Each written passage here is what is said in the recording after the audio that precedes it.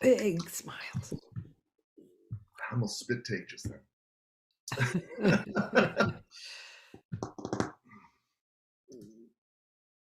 Oh, the magnificent internet.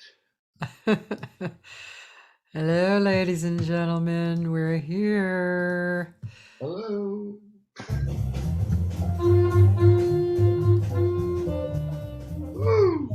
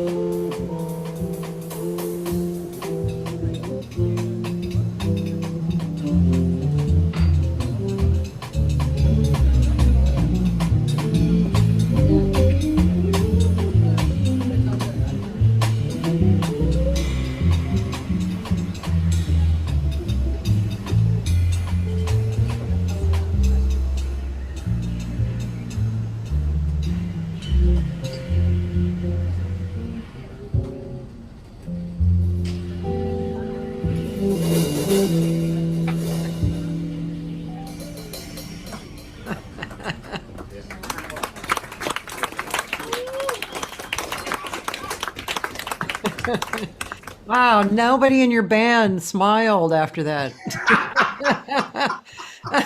Just something I happened to notice is like nobody looked up, said, "Yeah, thanks, man." It's very serious business, Cathy. You know, I know, it's you really. can't let on like you're having a good time.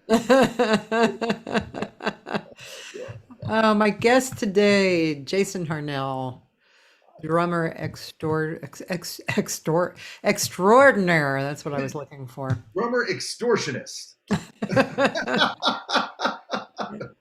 But I kidding. should do that. Yeah. Um, I forgot to do restream chat. I must do restream chat because then I can see people on YouTube who aren't on you know who aren't on uh, Facebook. Ay, ay, ay. It's all one thing to me. It's just the internet. You You know. know what's weird is there's been a lot of weird stuff going on, various things. So, like Chrome, is it? Oh no, it's Firefox. So Firefox won't allow me to get on Facebook anymore. It's got to be the jazz. That's somehow there's a jazz Probably. detector, and there. Yeah, you're probably right, Oh, man. who knows? It's yeah. There's always something going on. Somebody being blocked or not having access, or somebody having their identity. It's whatever. At least it allows us to connect like this. That's all I gotta say. There's a lot of stuff. Anyway, this is something I should have done before, but I'm sorry. Let's see if I can get into this. Oh, here we go. Okay. Now I feel better. So Good. all my people uh who are waiting, you know, and YouTube. Okay, Jason Harnell, ladies and gentlemen, Jason Harnell. I already said that. Thank you very much for having me, Cathy. This is going to be fun. I've been looking forward to talking to you, seeing you, sharing stories, having fun. It's just it's been like we were just saying earlier. It's been a long time since we've seen each other, not only in person but in two dimensions. I don't think we've ever seen each other, so this is a little bit different. No, It's I just don't as think good, so. though. I think for me anyway. It's great. I was just telling Jason before it that the last time I saw, might have been the last time I saw you live, was at the Oyster House, which is this cool, funky little bar that a lot of people, surprisingly, a lot of people play there because they don't pay. It's just you know, I mean, the manager really embarrasses the crowd, in their face, by He walking around embarrasses with a the tip. band too. Actually, I He think would? he embarrasses the band too. I mean, in a loving way. It's not. Yeah, It's yeah, you know what I mean.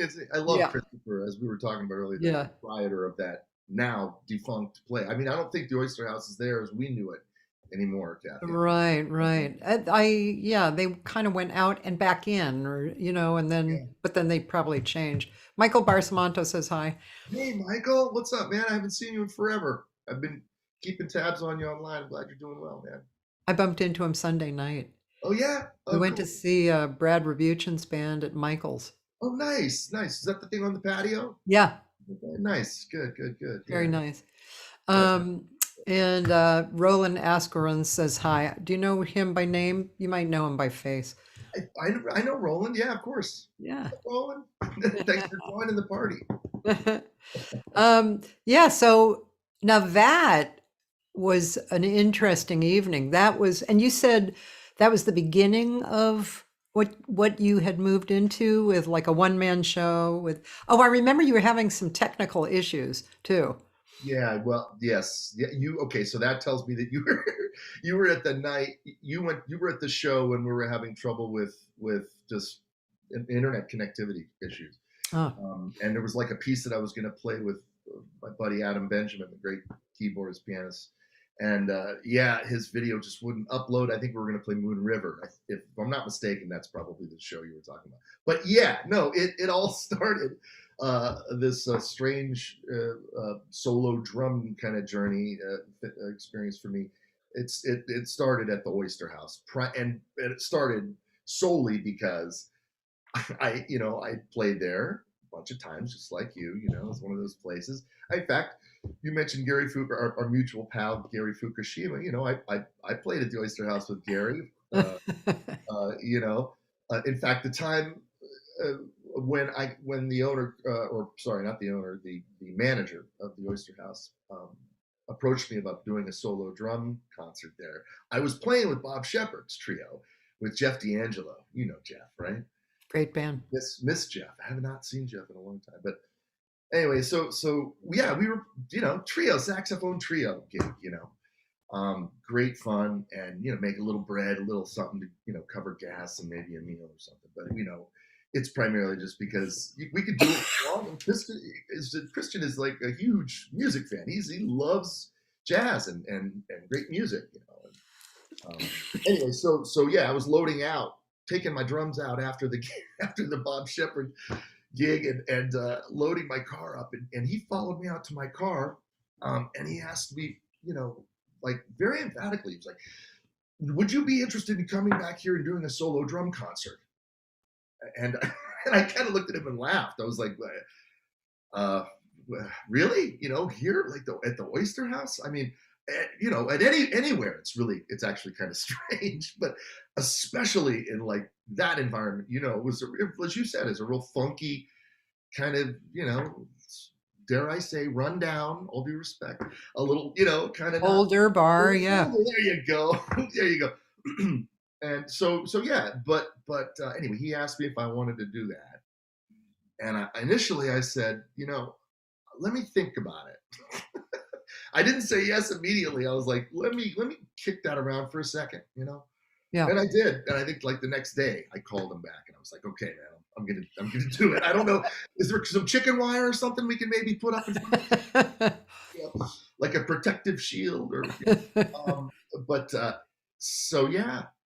So that was the beginning. I said yes to it, I came up with a set of basically solo drum material, although in the earliest stages on that very first gig, I did employ some like apps. I interacted with apps, and I also used a couple, I think maybe one track. I wasn't like me playing along the tracks. Wasn't the idea. But I did use, I think Alan Holdsworth had just passed, so I paid homage to him by playing one of his beautiful rubato guitar pieces. Yeah. I improvised along to that, but for the most part, it was just drums. I sang a little bit too, I think. And then by the second time I did, I think a total of 9 solo drum gigs at the Oyster House. Oh, wow. Yeah, and I mean, by the second one, it had blossomed into a multimedia thing where I was using a screen. My lovely wife of 27 years, Sarah, was kind enough to offer her services and working the projector and like running, because on my own, it would be too much. Like I can't run by myself. So to have one other person to kind of help, that's a blessing, as they say. And then it just grew from there, and it's gotten to the point now where the solo drum shows I was doing different material. Every solo drum show I did was all new material. I never repeated myself. And I did that for 9 shows. And then after that, I was like, okay, now I can start, cherry picking like my favorite. I don't have to it became this thing where I have this large body of work now that's all solo drum stuff. And I was doing a lot of traveling with this thing. I did a solo drum thing at the Reno Jazz Festival that was amazing. And I did a solo drum thing at Moorhead in Kentucky, Moorhead University in Kentucky. It was actually I was actually starting to quote unquote tour a little bit with it and get some work out of state, but I did all the colleges. I did Cal Arts and Saddleback, and it's great fun. The solo drum thing is great fun. It's a very different experience for me. I've been an ensemble player since my very first gig at age 11. I've never ever done an entire gig or set by myself. Played a lot of extended drum solos, but not in this vein. It served as a vehicle for me to really go way deeper in terms of my own creativity, not just with composing, but with including visual elements with what I'm doing and creating interesting, not only compositional elements that people can relate to, but some kind of visual thing that made it possible for non-drummers, non-musicians to as well. Yeah. without selling out, because that's not going to happen. Yeah. But Well, it's kind of hard to sell out on a solo drum show, I think. You good know, point. Good point. not sure. I could Hey, just who play. I could just play Huey Lewis tunes all night long. I mean, is that selling out? I don't know. could happen? Hey, I'm sorry, I forgot to ask who was in the band that we were watching. Oh yeah, Um, who was in the band? yeah. So that was my dear friend, my musical brother Matt Otto on tenor saxophone. On guitar, that was the great Ben Monder, not a Los Angeles native. He was visiting from New York, and was lucky enough to get him on the gig. And we've played together a few times, and it's always unbelievable. He's amazing. And then Carl McComas Reichel, uh, was on bass, and that was the group, and that was in December of 2019. And the tune was "Everything I Love" by, of course, the great Cole Porter. It's a great song, you know. Yeah, I know. And it's one you play that much. That's not one you. Yeah, I know. I don't know why. I think it's a great one of his great songs. And you guys sounded so good. It was great. The rhythms and I mean, it was everything it should be. It was great. Oh, Yeah, I mean, it's when I hear something like that, lots of things go through my head, including people who don't get it. Like, like me for one. but it's like you when I was in college, and I discovered Weather Report, that was the first time in my listening of jazz, which I had all of my life, um, heard something where each player basically does what they want, but it's like tied. Each player is tied to an elastic band, and one end is tied to a common time, and then everybody does what they want. The song's moving along, the time is always this, there, and everyone's agreed to that, but they're still doing anything they want. And then it's like this big abstract painting that you're in the middle of and you're experiencing. And that's what I was thinking of when I saw and heard this particular thing. And I think it's so gorgeous. And also, part of my head goes, God, I wonder what people who don't really get it are thinking. They're probably thinking, what are they fucking up, or you know what I mean? What are they doing? Is that the way the song goes? Are they doing a song? Oh my God, I love it. That's great. Yeah, me too. And you know what? To be honest, I try not to think like that. No, yeah, yeah. Obviously, when I'm playing, it's like, so that's the last thing. I just want to feel and listen, and yeah, thinking. The music moves too quick for that. But in retrospect, yeah, yeah, I don't know. And it's one of those things where when it's happening, there's not a lot of like, we didn't rehearse. The four of us, by the way, your audience might appreciate this. I mean, the four of us had never played together, ever. Like that was the first set of the very first and only time that four group of individuals had ever played together. And so, like Matt had played with Carl, I played with Matt, I played with Ben. Matt knows Ben, but Carl never played with Ben. Ben never played with Carl.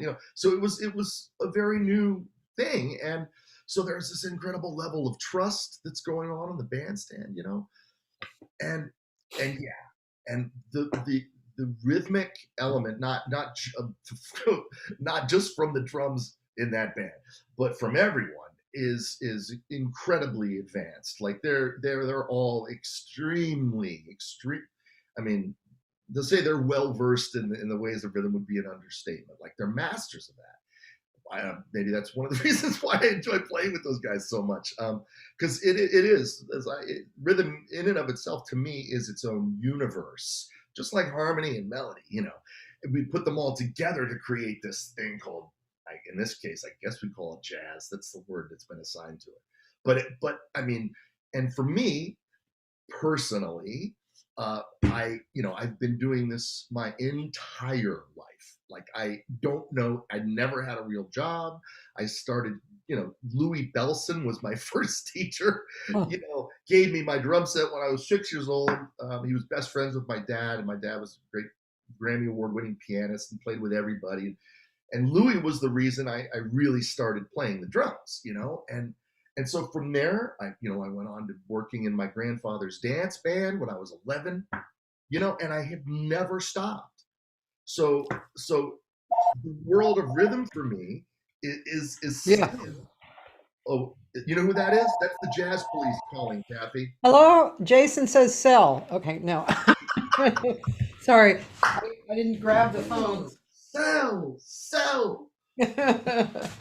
Yeah, your dad, Taylor Hatch, a guitar player. He's on YouTube here, and he said he knew your dad was involved in film scores and arranging, and how did his career with his work affect you growing up, finding your sound? Oh my gosh! Thanks for that question, Taylor. It's a great question, man. Yeah. Boy, huge. Like, I mean, I don't even know how, I can't. I don't think I can overstate the importance it had, like the impact it had on me as a person, as a musician.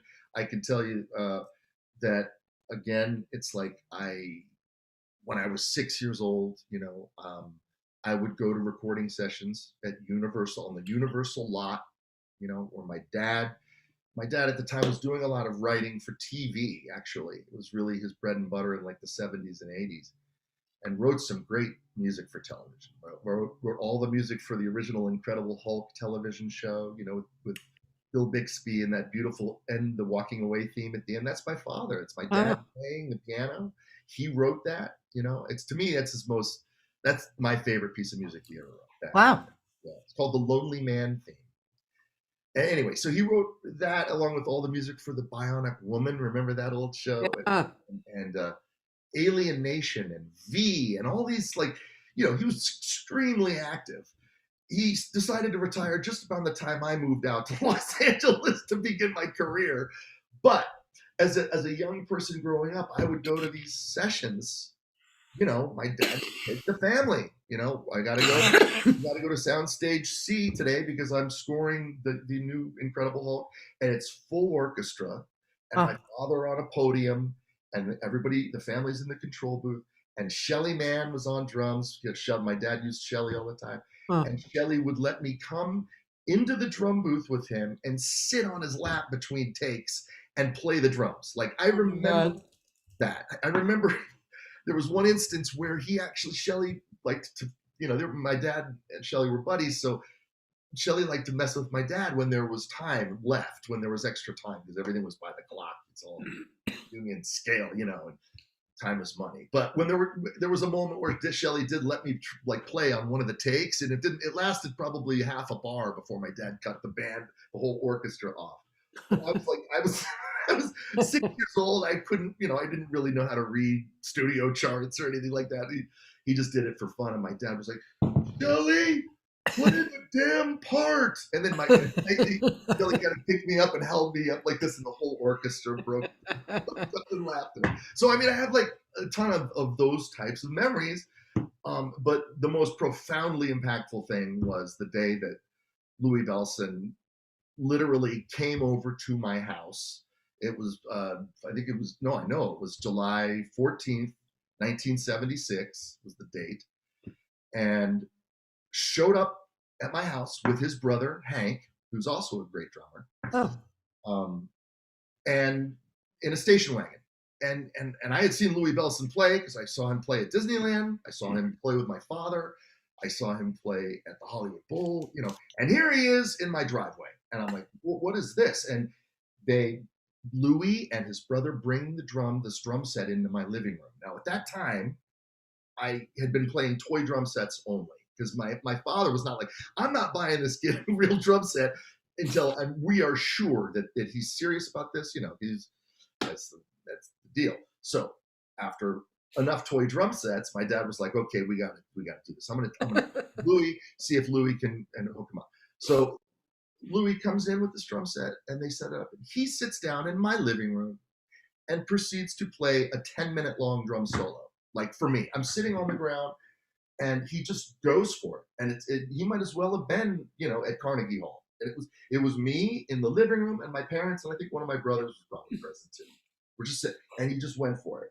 And I was just, to say I was blown away is like that, again, an understatement. After he finished, he said, now you play now. And he handed me the sticks. I go, what? He goes, yeah, your dad says you're great. I want to hear you. And I'm like, oh my God, So I got up behind the drums. I did whatever it was I could do, which wasn't much back then, but I did what I could.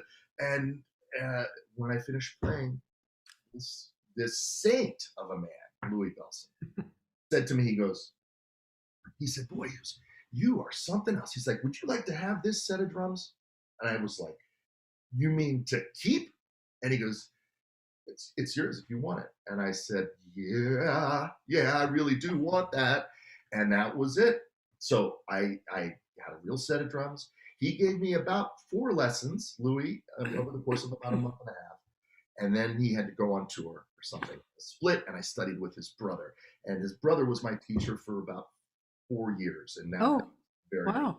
Yeah, that was like the beginning. So, Taylor, that's one story. I could go on for my father.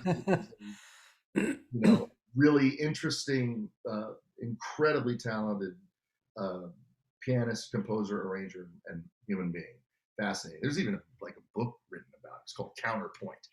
He made me buy it, by the way. You mean by Louis? Yeah, I have that book. Do you? Yeah, because I went to Berkeley for flute because at the time I went, they didn't have vocal. So I went for flute. Louis Bellson's book.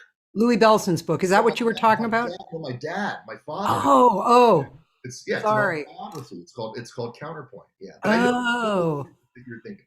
Sorry. Oh, I got to hear more about that. But yeah, I got the Louis Bellson book because everybody did get it to learn rhythm. Right. It was like a required book. But I'm sorry. So your dad wrote a book called Counterpoint. Yeah, it's an autobiography. Oh. Yeah. Oh, I have to write. See, that's why I have my little pieces of paper here so I can write down on my list. I think that's amazing. Counterpoint. What was your dad's first name? Joe or Joseph. Yeah.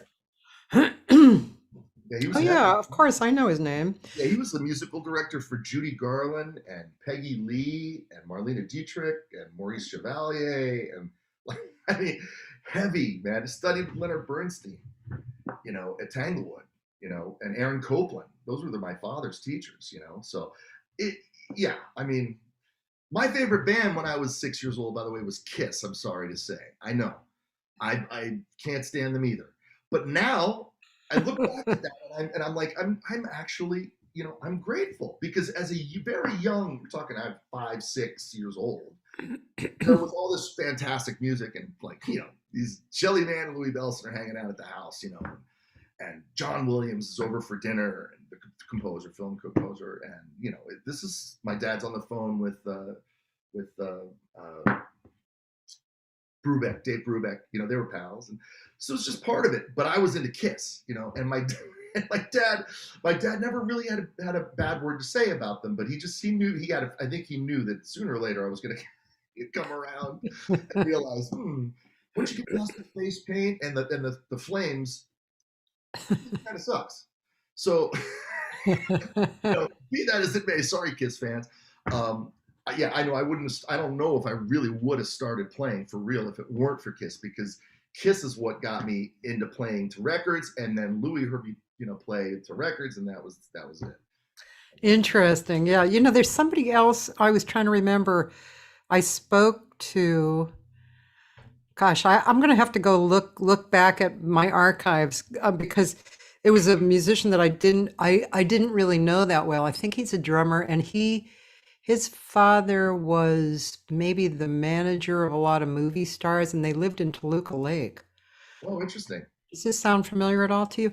I just wondered maybe you guys, maybe your dads knew each other, or I'll have to go look at my archives because it was was someone that I didn't know that well, so it's not solidly in my brain. But Find out. yeah, yeah, and we have a few comments. Bar said both of Louis' syncopation books are biblical, and Anthony Cucina, he said, what kind of things did Louis' brother take you through? Wow. Great question, man. So there are, and I still to this day, I believe you can find them. Now, I don't believe they're still printing them, but they're still around.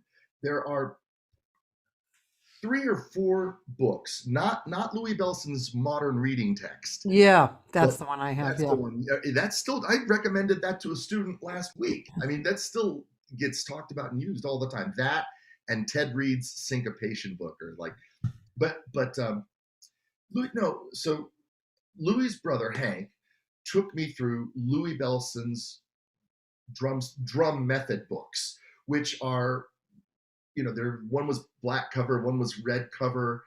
I still have them. One was a blue cover, I believe, but they all were meant for, basically beginner drummer. This is a quarter note. This is how we play alternating strokes. This is what a double stroke is. This is what paradiddles are. This is what a roll looks like. It was all very. sorry. No. So it was all very snare drum oriented. It wasn't a lot of drum set stuff, I got to be honest, at that time. And I think that might have something to do with just the tradition of, like, okay, well, you learn how to read, you learn how to play the rudiments, you learn how to play the snare drum, and then you play the drum set. Nowadays, it's not so much like that, But back then, we're talking about the mid '70s. That's the way it worked. And he more or less did show me how to read. And I remember at a young age thinking to myself, man, this is really easy. Like, and I would do this. I would actually, like, he would come over for lessons. And my father would never, ever talk to me about practicing. My dad was not once did he ever go, hey, have you practiced or get in there? My mom would say, Jason, you got a lesson tomorrow. You should go practice. And I'll say, okay. And I'll go back in the drum room and I'll put my headphones on and I'll play the records, and she'll think that I'm practicing my lesson, my mom. So I'd outsmart my mother at like 5 or 6 years old when it came to practicing, because I wasn't really that, pardon the expression, I wasn't that jazzed about Yeah. right, left, right, right, left, on this gray practice pad that sounds like you're hitting a dead trout. Yeah. It doesn't. So it's like, I have this kick-ass drum set. It's like, I just want to play the records and and have fun. And so one day Hank did come over, and my father said, Hank, you got to hear him play to this song. And this is some real inside baseball here, okay? But it was this song by this progressive rock drummer named Bill Bruford. Okay, I'm sure Barsamano and a lot of the other drummers that might be watching know who that is. But Bill Bruford had this song called Hell's Bells, and it's a real study in odd times. I got to tell you, it's like the A section is literally in 1916. No, yeah, that's right, 1916. Yeah, and then it goes in. The bridge goes into 5, and then there's a measure of 3/8 at the end of the bridge. So I had this memorized at the age of 7 because my older brother Joel taught me that. Like, he was a keyboard player, and he's like, mostly a hobbyist, but he was into fusion and progressive music. So it's like, he's like, listen, I'm going to show you this. You're going to sit there and learn. And I'm like, oh God, okay, 19, yeah, okay.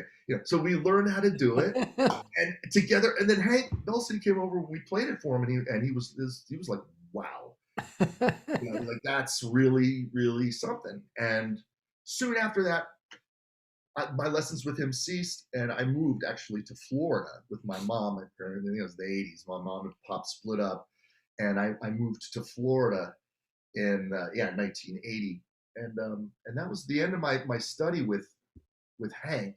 Although I did keep in touch with him. I haven't spoken to him in about 2.5 years or something. Like, it's been a while. Yeah. Both of them. Just one more thing about those guys. I got to just say about the Belsons. Yeah. Both of those guys were like saints among men. Some of the most generous, kind. I'm sure everyone who's encountered Louis would have the same. Yeah, it's like, I could never understand how he was married to Pearl Bailey, because she was such a, like a a fire engine, you know. My father was Pearl Bailey's musical director, and that Oh, got to know Louis. Louis was so sweet. And I remember his daughter. Yes, Dee Dee. She was really nice too. Yeah, yeah, Yeah. yeah. You're absolutely right. Yeah. I used to date this guy Andy McIntosh, who was an alto player, Uh-huh. English alto player, and he was in Louis' band, and that was the like the late '70s or kind of mid '70s, I guess. Yeah, And so I hung out and with the band, and I just thought Louis was just an angel. he was. So nice. He was. One last quick little Louis Yeah. anecdote. Something else, but this is amazing. So prior to his passing, a few years prior to his passing, he got hit by a car walking through a crosswalk. I don't know if you knew that. Louis did? Yeah, on Ventura Boulevard, like Oh, right where the old Tower Records used to be. There used to I be don't remember. Yeah. crossing the street. He got hit, broke his hip, and it was serious. And my father and I went and visited Louis Belson in ICU at Cedars-Sinai Hospital. And we walked in there. This is probably about, I don't know, 2 or 3, maybe 4 years before he passed. Yeah. But we walked in, he's, getting up there in age. Still the most beautiful spirit, you've ever want to encounter. But he's lying, he's kind of sitting up in his bed, his hospital bed in the ICU, and he's got the TV on. He's got his tray out. On the tray, he's got his, his dinner and his medication and a little cup of juice, and a practice pad and a pair of sticks. Okay. The guy was, I don't know, 82. I don't know how old he was when this accident happened. He's in his 80s. He's a legend. He doesn't have to play another note if he doesn't want to. He was just hit by a car 2 days ago. And he's got a practice pad and a pair of sticks. And I literally walked in. I was like, Lou, what's with the sticks? And he goes, what? Just because I'm in the hospital doesn't mean I can't have any fun.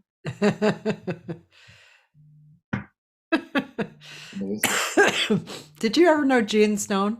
Oh yeah, I love Gene. When Gene was sick, he was in the VA hospital, and we came over, a bunch of us, and we had instruments and we played. He had a practice pad too. Wow, that's well, I can relate to that. Yeah. Yeah, I really can. Let's see. Taylor also says two things. He said, I'll never forget hearing and playing alongside Jason with Dave Douglas back at Cuesta College in 2016. Really memorable and a blast.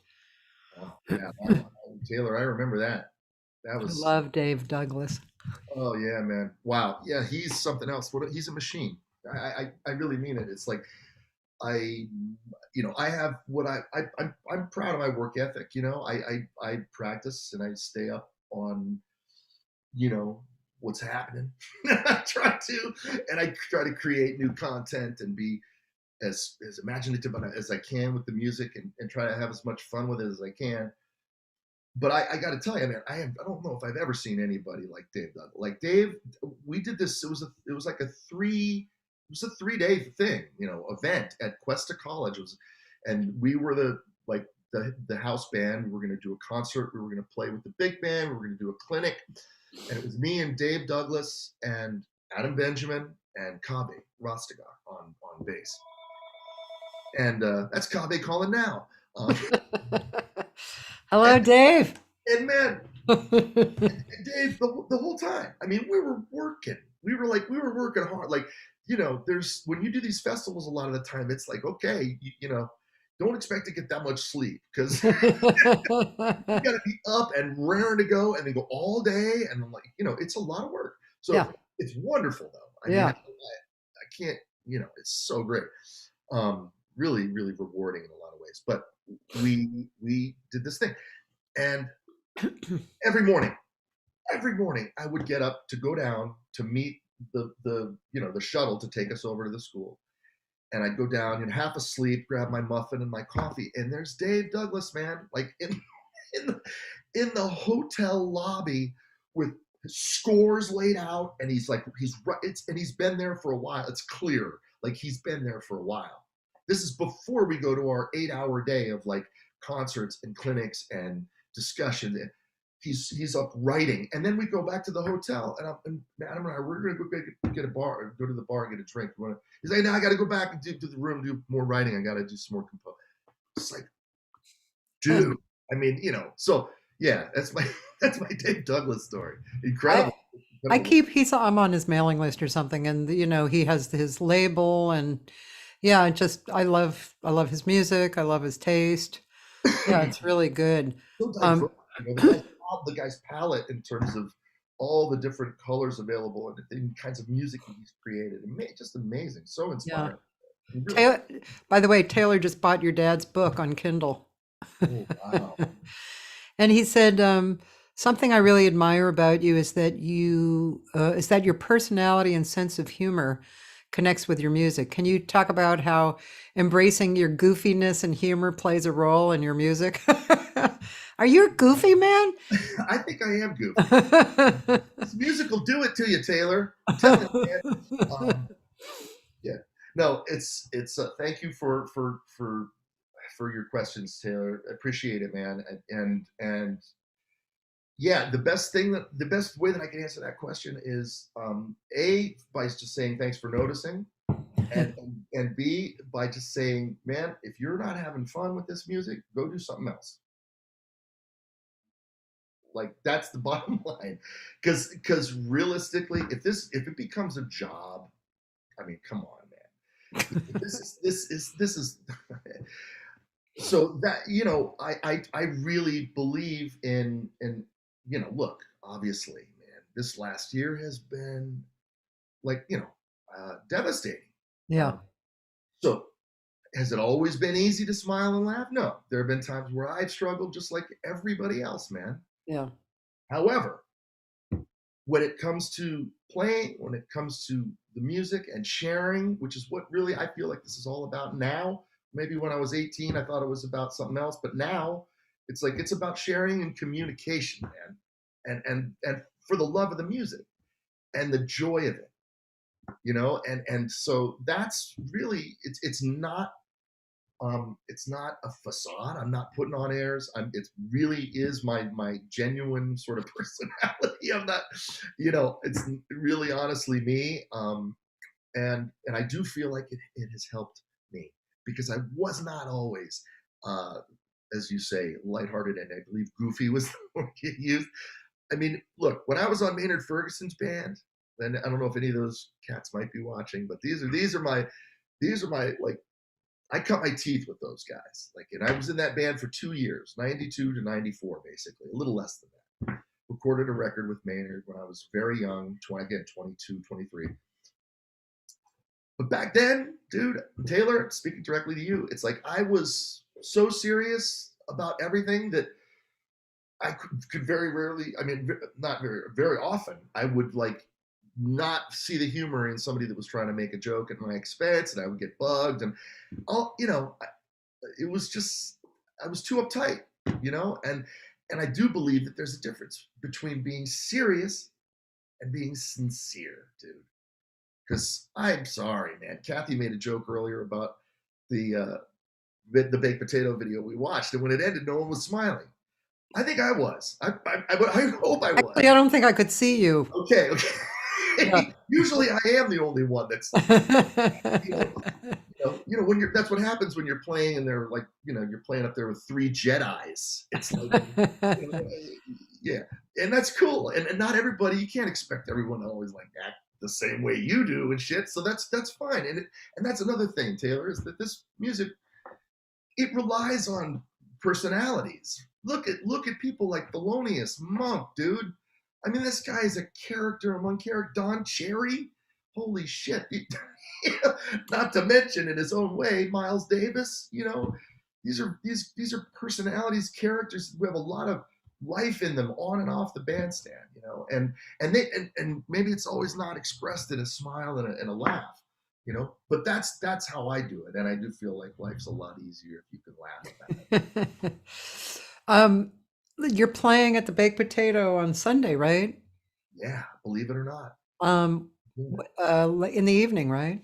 Yeah, I'm gonna look at that because, yeah. Bake. There's Oh, yeah, there are two shows, yeah. 8 and 10, and it's Mm, limited capacity yeah. inside, right? So I believe they're allowing 20 people indoors, and you have to prove that you've either been vaccinated or that you are COVID free um, to be allowed in. And I believe the first show indoors is sold out.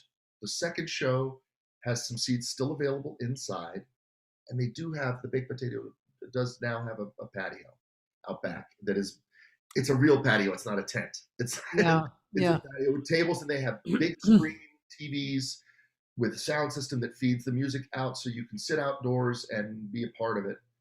So that's the situation, and I'm playing there. That can't believe it. I do every time I say it, it's like I gotta pinch myself.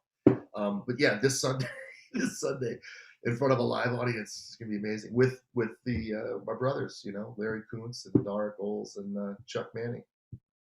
Cool. And I'm sure it can be streamed as well. I don't know about that. The baked potato. I know they were doing that for a while, but my impression now, Cathy, is that they are literally trying to get people in the place. They're bringing people in the. So, and as I said, this whole situation with trying to reopen and getting gigs, it's all very tenuous. I keep waiting. I keep waiting to get a text. We're not doing it this weekend. It's like, oh, okay, okay, because that has happened. No joke, since the pandemic. I don't know, more than 10 times. Oh, really? Where it was like they would book me, I would book the Cats, and they would be like, "We can't open. The city's got to." This happened like from March of last year until maybe like I don't know how long it was, but it went on for a long time because they kept trying to do it. We were going to live stream, or we're going to do this, and the cost of live streaming there, if you're going to do it right, they have to get 3 cameras, they have to have people running sound. It's not exactly what you would call cost efficient, Yeah. So. Can we listen on YouTube to the band? Because I know you guys have been together forever. Oh yeah, sure. There's a track. Just go to my YouTube page. Los Angeles Jazz Quartet at the Baked Potato. Probably key words.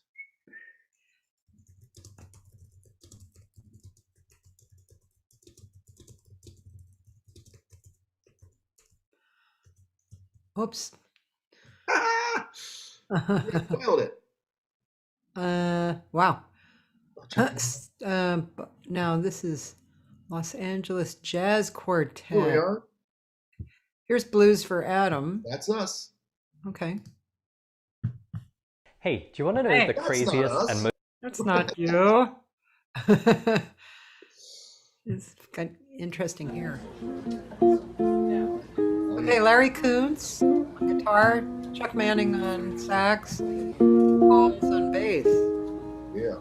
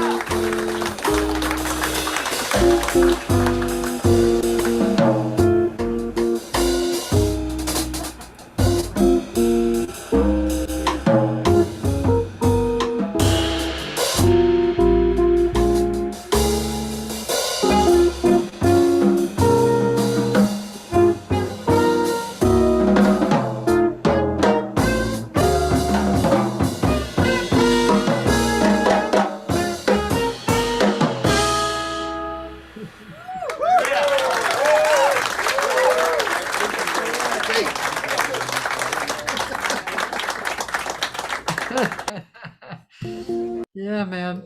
Great. That's a great band. Boy, those guys, huh? Mm. Yeah.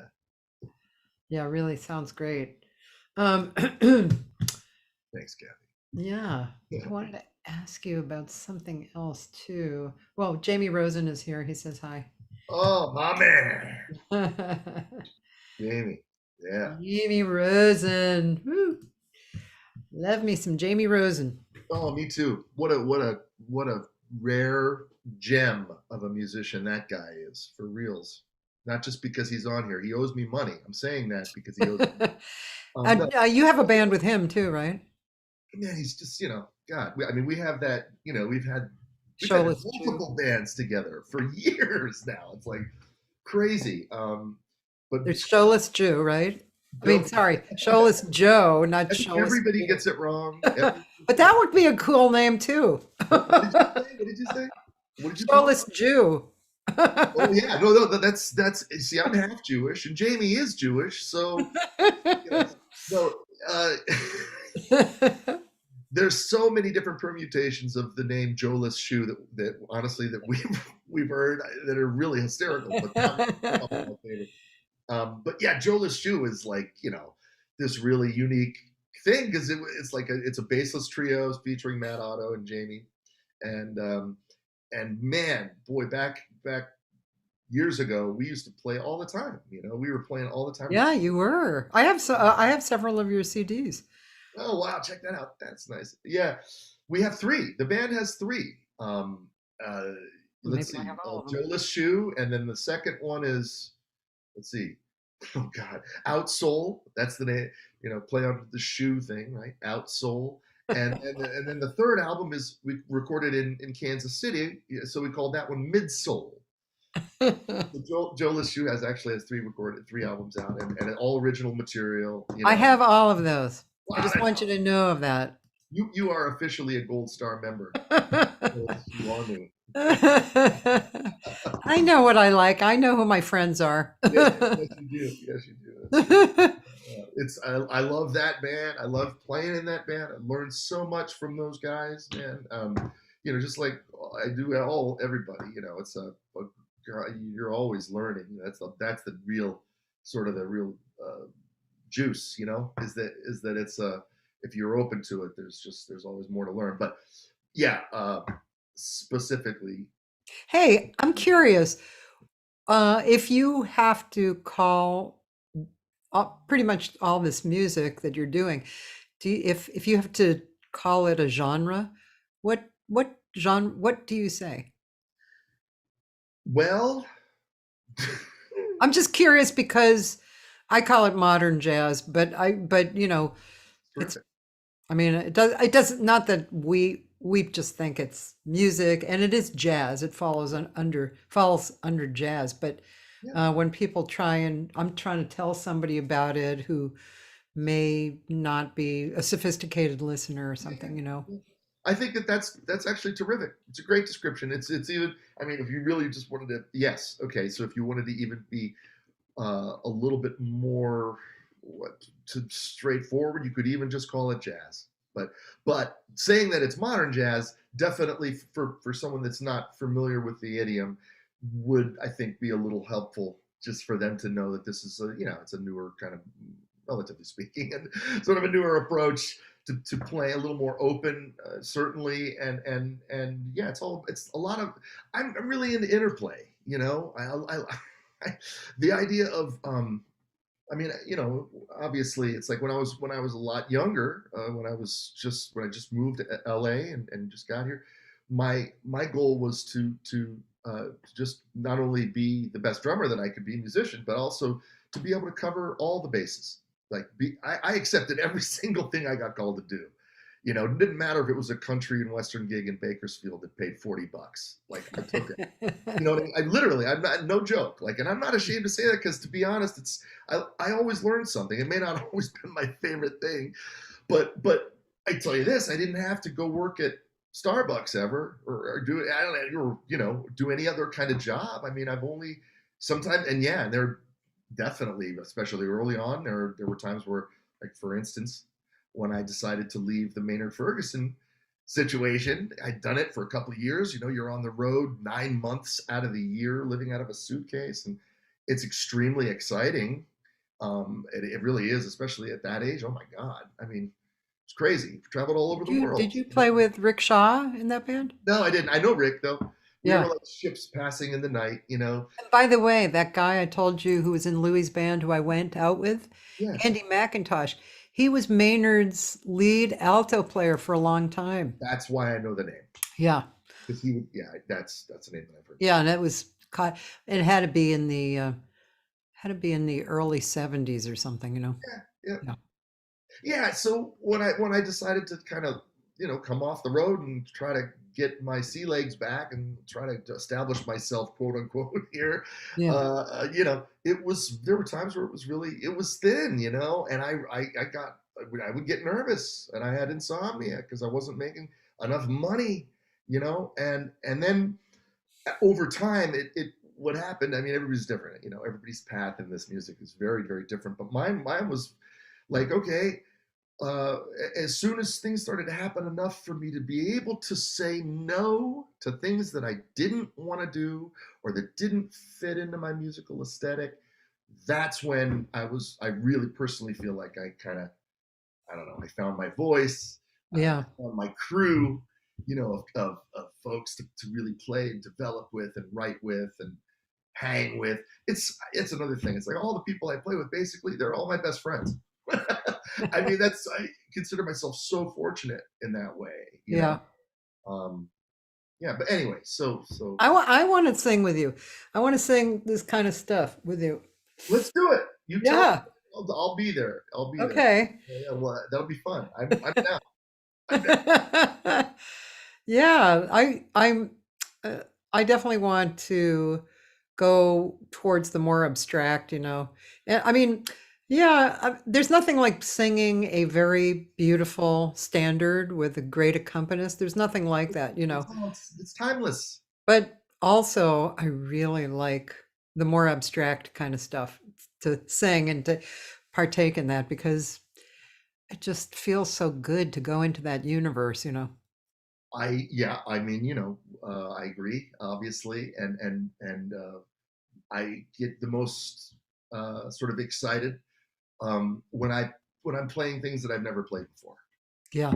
That's when you do it as long as I've been doing it, it's like, okay, I do this thing. I'm like, hey, there's that thing, but it's when the music, the music is responsible for this, not me. When the music it plays through me to the point where I disappear, so to speak. Don't want to get too existential here, but there's no more me left. It's just the music expressing itself through me, and I hear things and I do things that I haven't done before. That's one of the things that keeps me going. To be honest, it's like, wow, what was that? Like, I don't even know what that was. Somebody asked me, what was that? I'll be like, I honestly don't know. It's divine, right? Yeah, divine. It has to be organic. It has to be brought about under organic circumstances. It can't be forced. Nope. It's a very delicate thing. So, yeah. So, Taylor, this is it's funny. Roland usually, he's not asking today, but usually he asks if the person had played with Zappa. This is kind of a going joke, but Taylor usually asks about education. So he said, you have been an educator for a while. So what are your thoughts on where jazz education in schools is going, and what should curriculums emphasize more of in colleges? Okay. All right. You have to take a drink. I just have to say, you owe me a beer or two. I just have to say that my friend Suzanne Pitson teaches at Community City College in New York City, and she has actually accomplished changing the curriculum, and which to me is mind-blowing because it's hard to change curriculums in college, and the stuff that she's bringing in it makes so much sense. It's stuff that we use as working musicians, and that we need to know. And so yeah, it's kind of fascinating. So all right, here's your chance, man. Okay, all right. Where's the Well, soapbox? um, okay. So first of all, to answer that kind of question, I gotta say up front that my answer is a very personal, just like anybody's. I would Yeah. think it's a very personal thing. It's my own personal experience with my art, my music. I cannot say this is how everyone feels. I don't expect everyone to agree with it. However, I do feel very strongly about this because obviously, as you said, Taylor, it's like I have been teaching. I mean, I've been teaching since I was 15. 15, I started working Oh. at a music school teaching mostly people who were older than me, and I've not stopped. And now it's like I'm currently employed on the faculty at CSUN and at UC Irvine, and I'm on taking a leave of absence from Musicians Institute in Hollywood. But technically, I'm employed at all three. All right, now because I feel like the teaching has to be a reflection of who and what I am as a drummer, as a musician, as an artist. I have to come at it from my own experience and how I have changed and evolved through the years, and specifically where we are right now, because you can't discount. When I say now, I literally mean like we're coming out of the pandemic thing. Hopefully, I think so. I mean, I'm all vaccinated. Hope you are too, everybody out there. But we're heading back into the light here, but through the pandemic, I have realized that one of the things that's the most fun for me is to create. You could call them compositions. You could almost call them art pieces. I don't know. We can look at a couple maybe in a second, but and trying to do something new that's really very personal to me in one way or another. Okay, and Taylor, I'm sure you've probably seen some of my videos, including the Paul Bley thing where I scat the Paul Bley solo and I use the puppet. We'll probably show that in a minute. That probably would be worth showing. This is all stuff that I've created during the pandemic, and there are a lot of videos. I've done a lot of them because creatively and artistically, it gave me purpose, dude. Not just to practice, and which I do all. I'm a devout practicer. I practice, try to do it every day. I have a whole system, and I call it the magic wheel of practice content. It's a colored wheel, and each color is a different specific concept or thing, and I choose from that wheel. It's really quite fun. But the most, I could say, fulfilling material that I've worked on over the last year, in solitude mostly, has been creating various video content to share with people strictly because I dig it. It gives me a lot of joy to produce the videos, and I always learn something at the end. It's never like, oh, I'm doing this thing. Sometimes believe me, when I'm dressed up as a wizard and I'm pointing out a rhythm while I'm playing it, which is one of the videos that I've done no joke. I'm like, that's for real. It's because there are times where I'm doing that where I'm like, this is crazy. What am I doing? Why am I doing this? I'm doing it because I find it not only, first of all, the content, no matter what costume or puppet I'm using, the content is hopefully at the highest level. Like I don't put out anything that is like that's half-ass. I really, like, if it's some complicated thing, it's like I'm going to put it out and then I'm going to dress up as a wizard. I'm going to make fun of it. But the whole point of this, man, is you asked about education and how I see my role now. I think the most important thing for me when I'm dealing with cats like yourself, younger, great musicians, well-intentioned, smart, talented. Number one is to encourage them to be, if they are interested in making a living at this in any fashion, yeah, to be well versed, and not and that's true, because that's how I came at it. Now it's a much different thing, but back then I was a jack of all trades. That was my thing. I wanted to be able to hang in a jazz setting, as well as I could. I wanted to be able to play all the types of gigs, and so that I could make a living all the various types of gigs. So I would encourage anybody to do that. However, if somebody comes to me and they're strong-willed enough and believe in what they're doing enough to be like, look, all I want to do is play free music. Okay, that's what I want to do. I'm not interested in playing in time. I don't want to learn changes. I just want to play from here and from here. Probably wouldn't, I mean, unless there's some schools where, that you can actually get away with that to a certain degree. But the truth of the matter is I would tell that person to definitely do that, to follow their heart, but no, especially if they're younger, it's not always going to be easy to put food on the table, doing that. Okay, it's not going to be easy putting food on the table playing straight ahead jazz, let alone jazz or music that is not even necessarily in time and or over a set of chord changes. So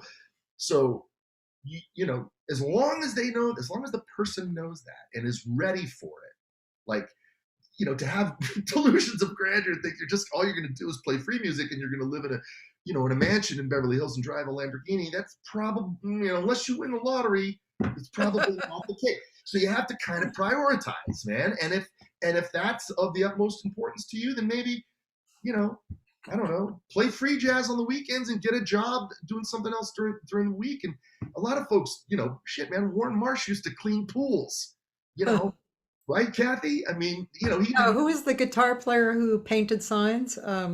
He was from the East Coast. Jamie, are you still there? Jamie would know this. Yeah, he was Tal Farlow or something. Yeah, I think it might have been Tal Farlow. Yeah. That sounds right. Yeah, I mean, so, and that's the thing. I mean, I do believe in my heart, I believe there's real value in studying the history of this music, which is incredibly broad. Like there's, that, Taylor, if you're still there, that there's so much music out there, dude. It's overwhelming. Yeah. But the good news is just start now. Just start and keep going. That's, and listen to as much great stuff as you can to inspire you along the way.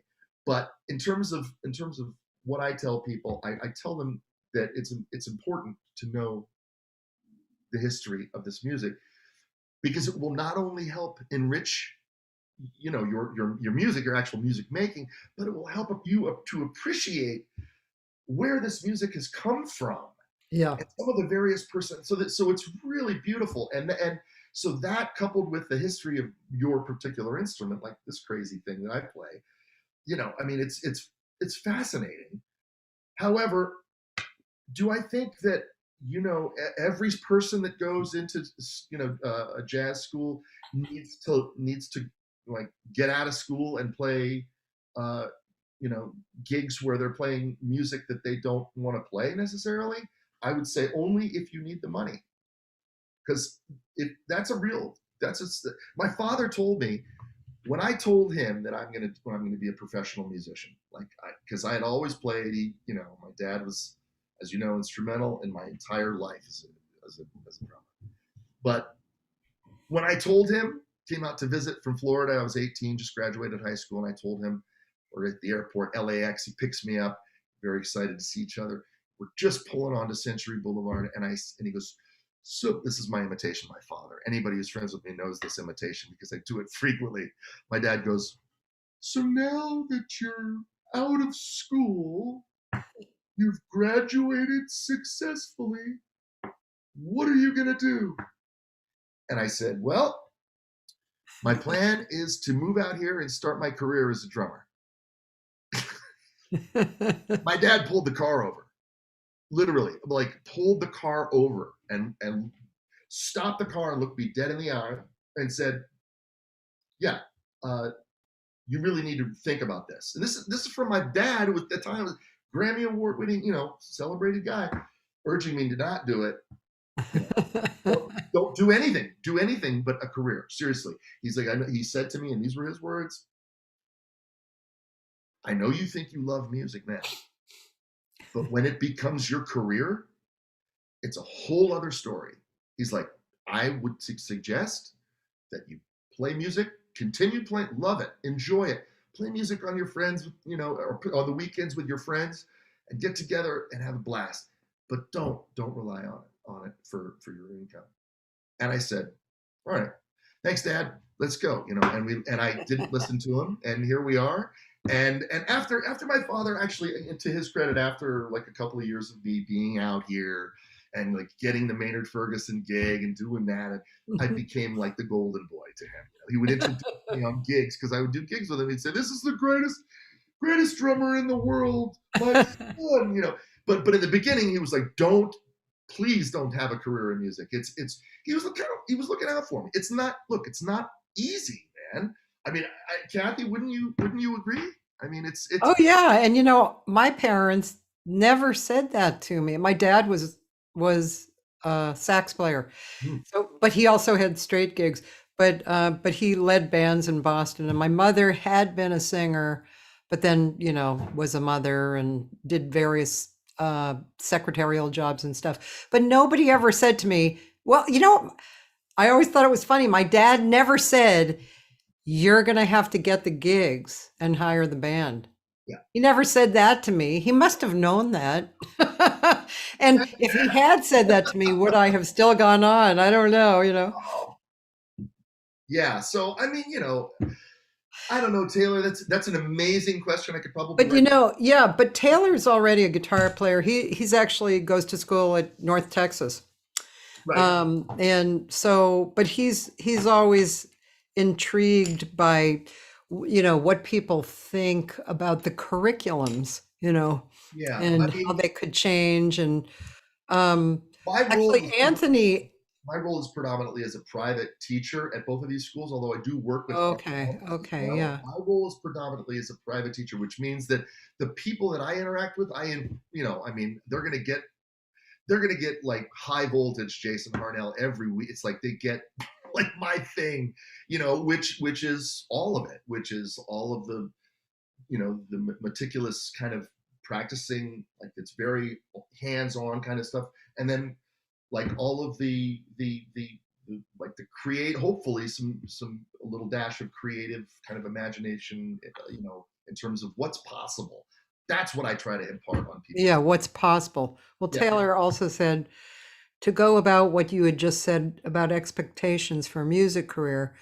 What are your thoughts about students who get gigs when they're still in college? Berkeley students have been doing that more than most North Texas students, from what I've seen. Oh, man, my feeling on that, Taylor, is man, if you can get a gig, get it. I mean, I good for you. So I personally am all for that. As long as the the music's good, or the person hiring at least likes the music, and then there's no harm, no foul, man. I'm cool with that, and plus everybody needs a chance and an opportunity to do this. So I think it's fine. I mean, obviously you think it's fine. You've been playing since you were 11. Yeah. But Anthony also asked if you could talk more about your colored wheel, your magic wheel. Oh yeah, sure. Be happy to. You okay, Cathy? I have a chronic cough, so talking kind of stimulates it. I take this vocal zone from England, which stops me coughing, but it doesn't cure it. Okay, just to make sure you're okay. Thank you. Okay, so let me send. Is it cool if I send you the JPEG of the color wheel? Maybe you could share it. I don't know. Yeah. All right. You're putting it into chat. Let me see. I think I can. It might take me one moment to find it. I don't want to dead air, as they say. Actually, I want to see. Also, you said to look at YouTube, some of your dressing up and teaching. Geez. Okay. Let's check out. Cathy, you gotta check this out, because if you haven't seen it, I would really like for you to see it. I think you're gonna really get a kick out of it. It's called Jason Harnell Plays and Sings Paul Bley. Just if you put that in the search engine, you should find it. And while you're doing that, I'll find the magic word. Yeah.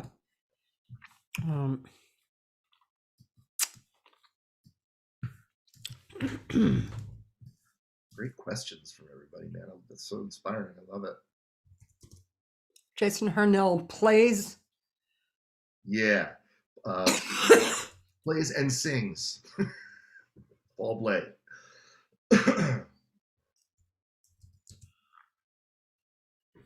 There it is. Hey, Christopher here from Musical God. U. This guy likes you. I think you need to become a fan of his too.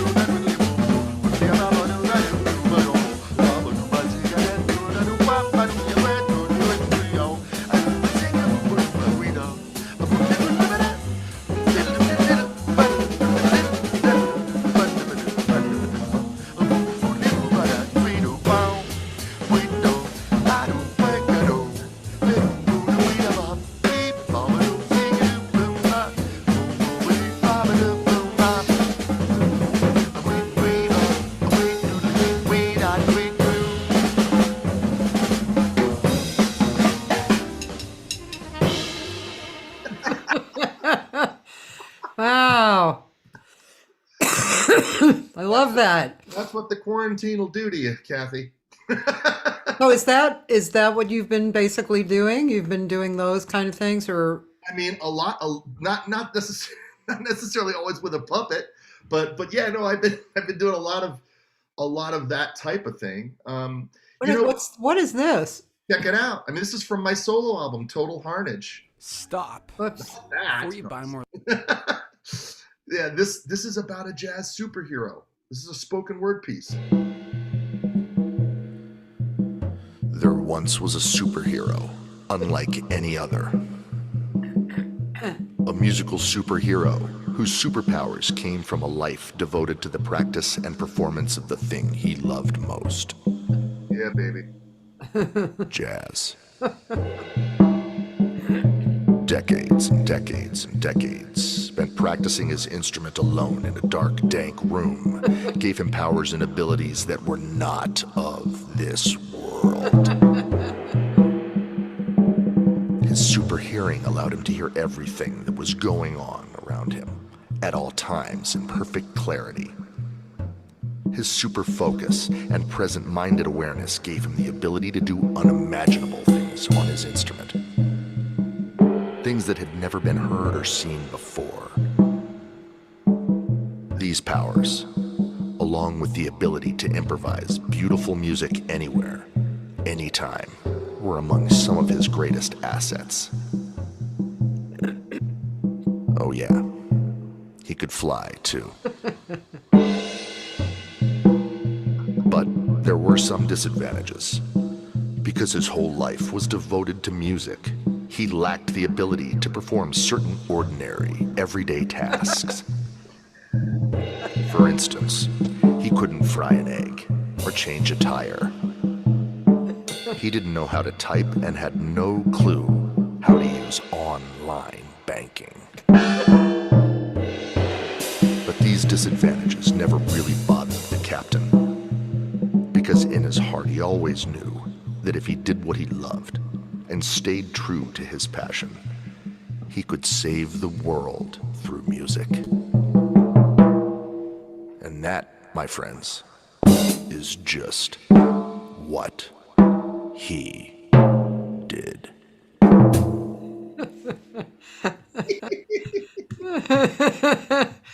That's great. Yes. Thanks. Uh, Legend, Captain. okay, so let's see. And you sent me, I see you sent me click to download. Okay. You got the magic circle? I guess. Yeah. Let's see. Click to download. Let's see. Is it downloading? Did it download? Yeah.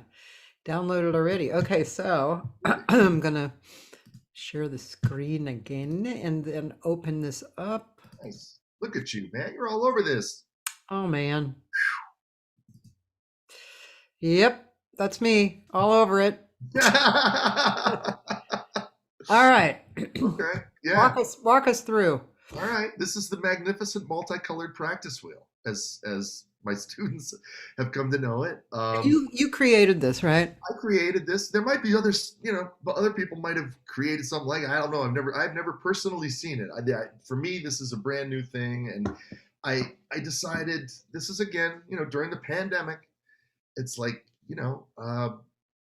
I needed to do this not only for me, but for my students. I felt like it was time that I kind of make it as clear as possible.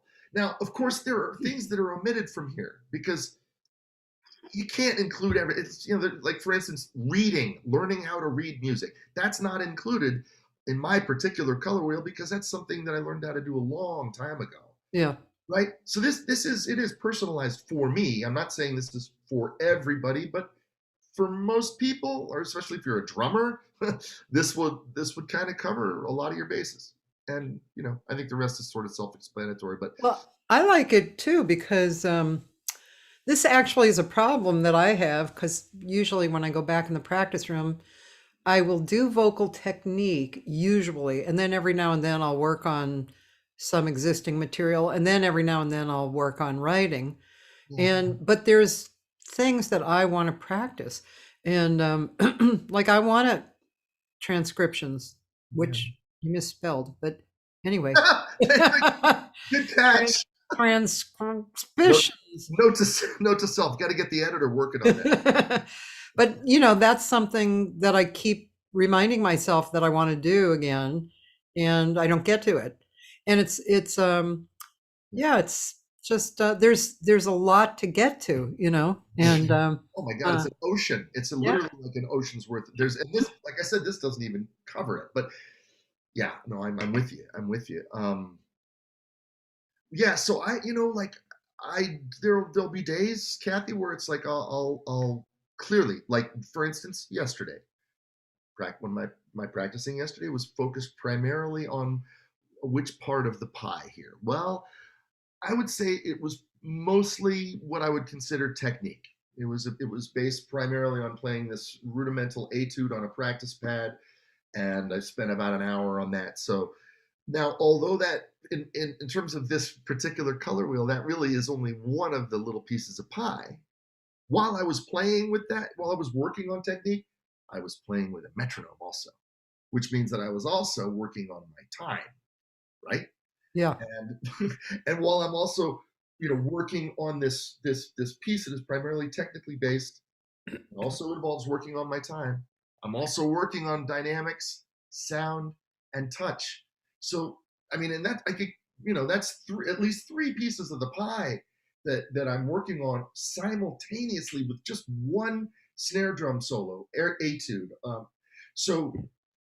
And then later on in the day, I spent a little bit of time on my favorite piece of the pie, which is the improvised part. That's Or my other favorite is the other where it says create something new. Like, for instance, that puppet video that we just watched. Like, it's that Paul Bley transcription or that solo Yeah. is not only one of my all-time favorite solos on any tune played by anyone, but it took me years to learn how to sing that. Yeah. Years.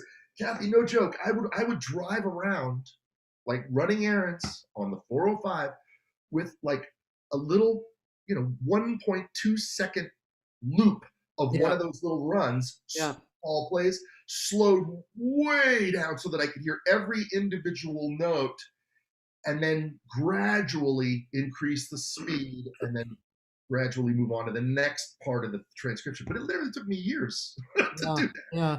And then I was like, okay, let's see what it feels like to play this on the drums. Believe it or not, after learning how to sing it, playing it on the drums was a snap. Like it was very natural, no problem. I improvise how I orchestrate it. I don't have it like, it's not this thing where every time I hit the same drum and cymbal, I play it different every time. And then I'm like, okay, and this was just a goal that I set for myself. That's it. I'm not looking to get paid. I'm just like, I want to see if I can do this, if I can memorize. Joe Bagg was my good buddy, and again, one of the like my dearest friends and one of my greatest teachers, just he hit me to that solo, and was like, you got to hear this Paul Bley solo, man. And I remember the first time I heard it, and I went, that's the most amazing of all the things you are I've ever heard. And one day I'm going to play that. And it, and I never gave up on it. I just kept hashing away at it. And it was a slow going thing. And I didn't do it, it wasn't like, okay, now this month I'm going to do it. It was over years. And then finally I'm like, I was doing it in solo drum performances, right? The solo drum concerts we were talking about earlier. Yeah. I'd perform that live. Yeah. First I would sing it with the track, and then I would like record myself singing it and then play to that. Right.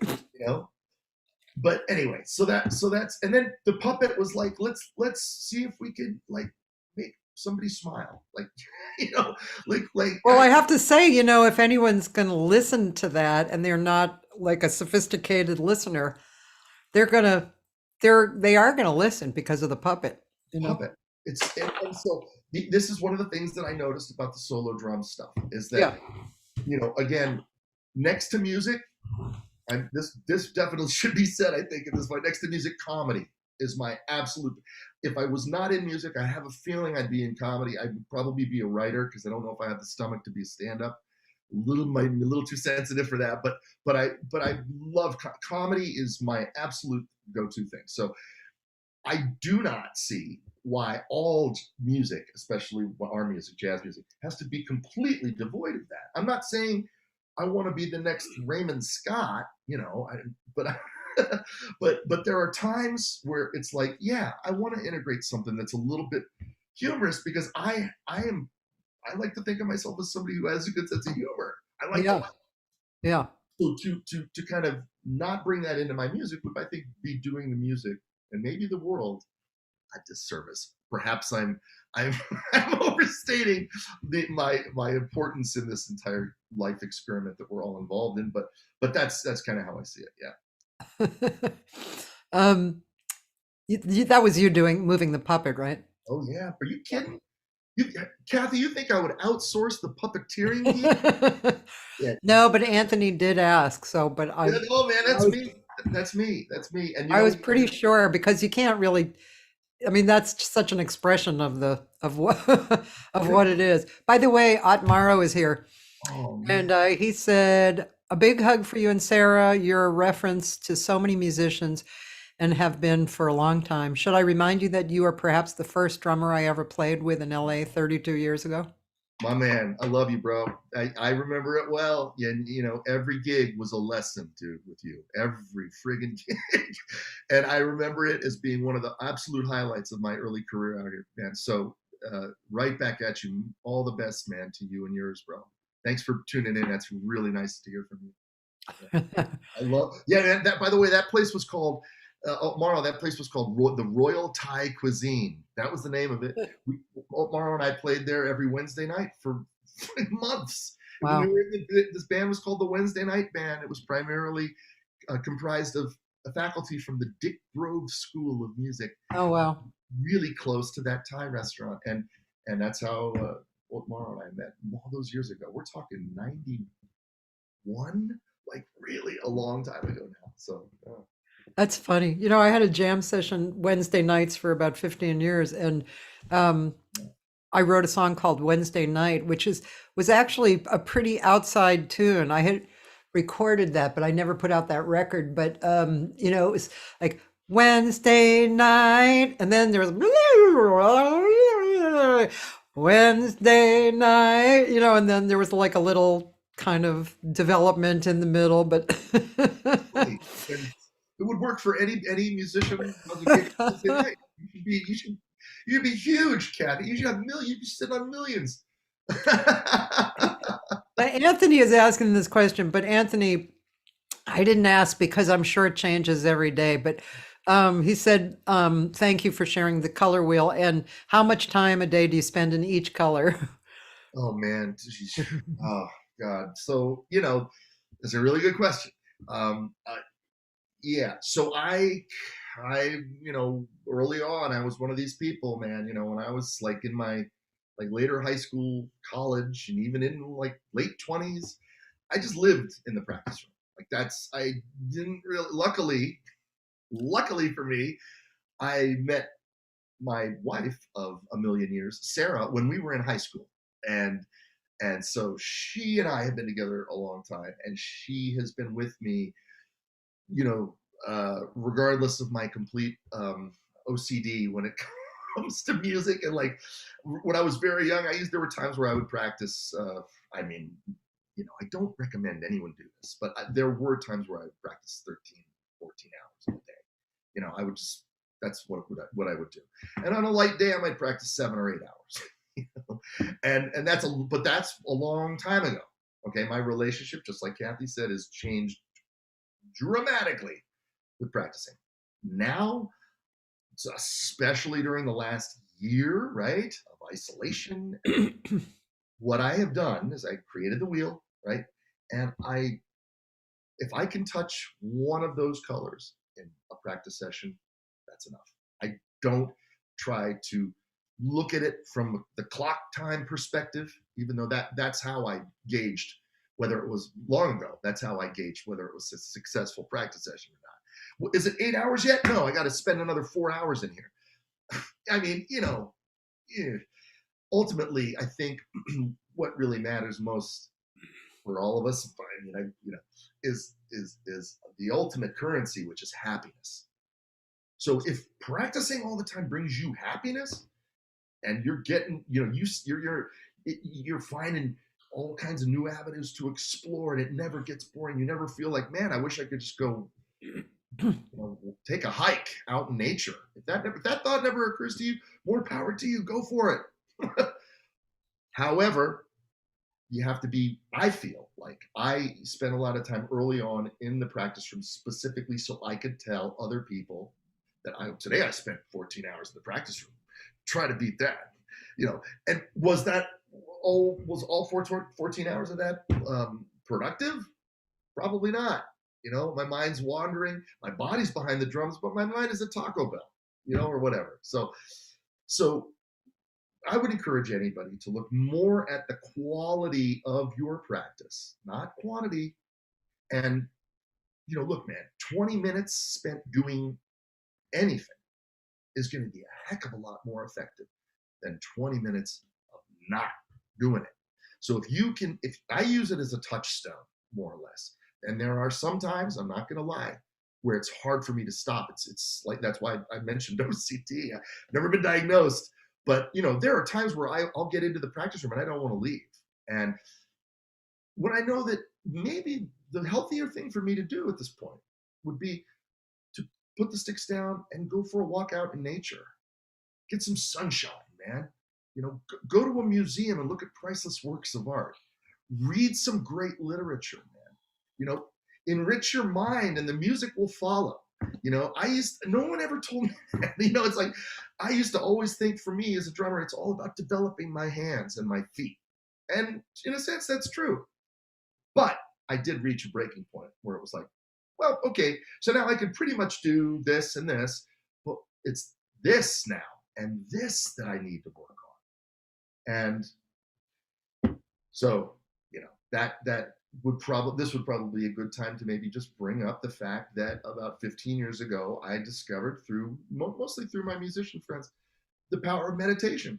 Simple mindfulness meditation there's no woo involved here. There's no magical anything. It's just the power of sitting and watching your mind. So I did get very inspired by my buddy Matt Otto, who was a hardcore Zen practitioner, studied at a monastery in Japan, was a full-blown monk.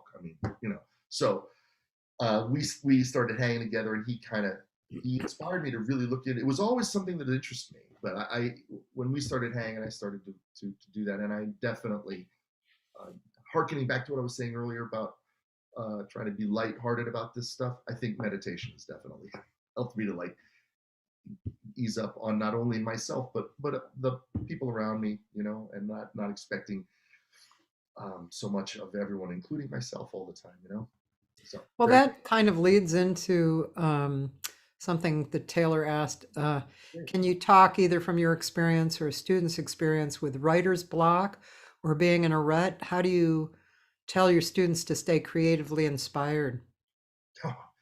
Man, I'll be honest. I'll speak to you regarding how I deal with that. Yeah. So, Yeah. I honestly feel like I can tell when I'm in the mood to write, for instance.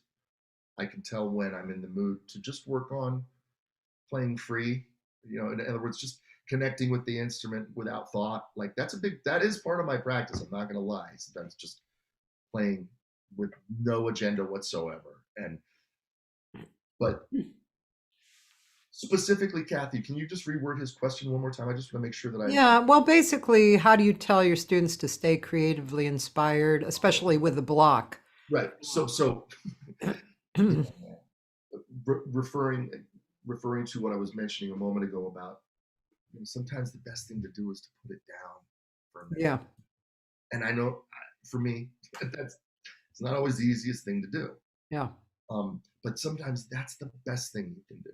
Yeah. And I do firmly, for me personally, I firmly believe that, speaking to you from right now, a balanced life is a happy life for me.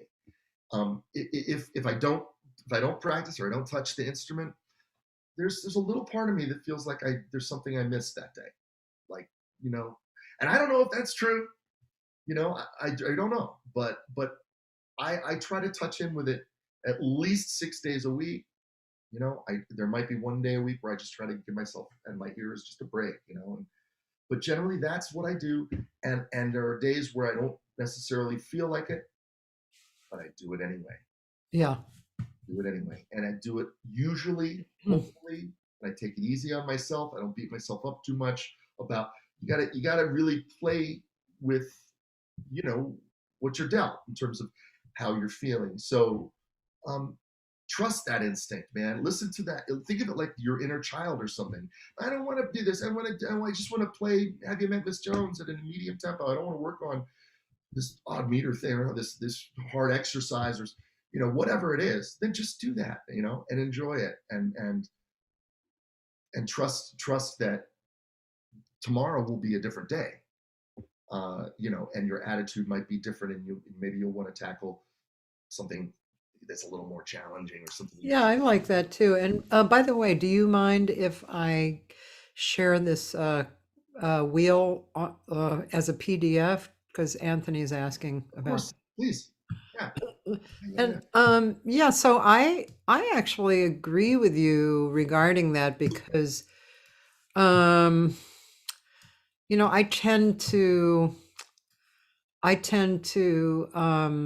have these lists that I talk about before. Yeah. There's a lot of things that I want to do that I've touched on Um, as far as starting a project, continuing it, and stopping, I Oh have yeah. trouble with the stopping part. Oh yeah. Starting a project, no trouble. Even the doingness of it, I can pretty much work on that. But the ending of it is what I have problems with. So that's why I have these lists, these really large lists.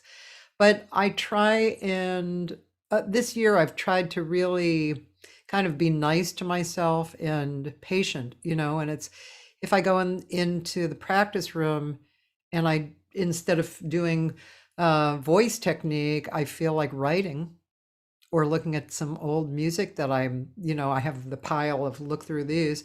I just do that, and That's I try practical. and be kind to myself. Oh yeah. Oh, so yeah, that's a big one. It's a big one. And there's that really, I recommend this to everybody. There's a great book if you have not read it. It's called The Practice of Practice. It's recently, I think this came out within the last 5 or 10 years.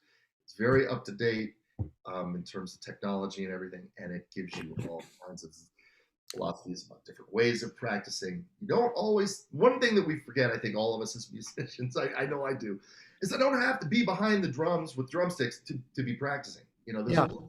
lots of different ways. And that's a very unidimensional kind of that's a one-way street. Yeah. You're only developing one side of it. It's like, in that case, maybe you're developing your technique and all that, but your musicality is down here, because you've never heard Steeman with the Miles Davis Quintet or whatever. And so it's like maybe practice paradiddles a little less and listen to music a little more so that the musicality and the technical ability work together. That's always kind of been the idea. That's always been the goal. So That's cool. yeah.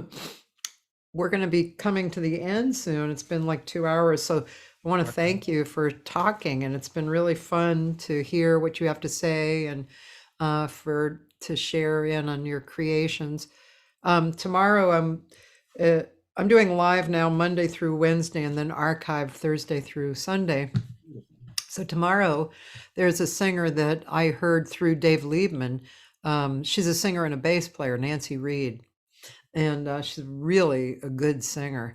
And then Mark Jordan on Thursday, who's an incredible singer, writer, and guitar player from Canada, who's written for Rod Stewart to Manhattan Transfer. And he sings like a jazz singer, but his songs to me sound like a Bonnie Raitt. Oh, wow. Really cool. And then Janice Siegel on Friday, and Sunday is John Mayer for the first half and Oscar Hernandez on the second half, both great piano players. And Sunday is Carrie Frank. And yeah, and just to throw this out, next week, Bob Stoloff. Do you know Bob Stoloff? That name rings a bell. He was a teacher at Berkeley. He was not a vocal teacher, but he was the guy who taught scatting. Oh wow. And then Tuesday is Kristen Korb, bass player and singer, and Wow. Wednesday is Tom Breckline, my old friend. Oh man, cool. Hey, that's great. Yeah. Okay, yeah, it's really cool, fun stuff. And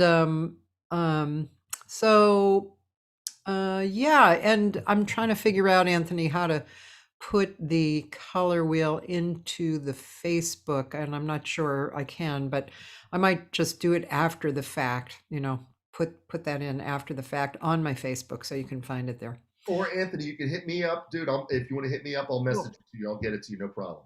Hit me up directly. I'm happy to share that with anyone who wants it. Good. I should email or Facebook or how? Yeah, Facebook's fine. Okay. Yeah, for sure. Yeah. Cool. So, what should we should know that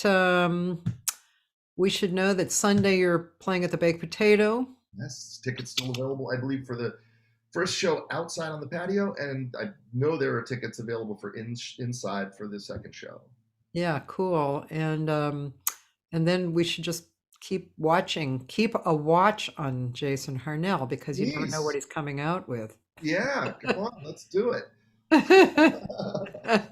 has been a gas. I really enjoyed this and talking to you and just sharing some music with you and stories. And thanks so much for having me. And again, kudos to you for doing what you're doing for the community. It's really, it's magnificent. I think it's beautiful. And again, in times like these, we got to get creative. We got to come up with creative solutions to the situation. You've done just that. So kudos. Yeah. Thank you, man. Thank you. I hope we get to make some music. Me too. I really do. I hope so. That'd be great. It'll be really fun. One more thing, anybody who's in LA, Saturday night I have a gig at the conference room in Playa Vista, and it's I'll do the first set, and then it's open for jamming, which we did last week, which is amazing. We had this whole Brazilian moment with these incredible Brazilian guys. Always follow John Leftwich. So it's this week is Brad Rabuchin on guitar and John Leftwich on bass and Aron Safarti on drums. So it's really fun, 6:30 to 9:30, and you must call and make reservations if you really want to sit down. So there you go. Cathy, that's great. I'm so happy for that. You've already got like a regular thing happening. Beautiful. Pretty cool. Keeping it alive, baby. Yeah, man. All right. You have a great day, Jason. Thank you so much. Thank you. My pleasure. It's been a blast. It's been a blast. I'm sure we'll see each other in 3 dimensions in no time. Okay. Bye.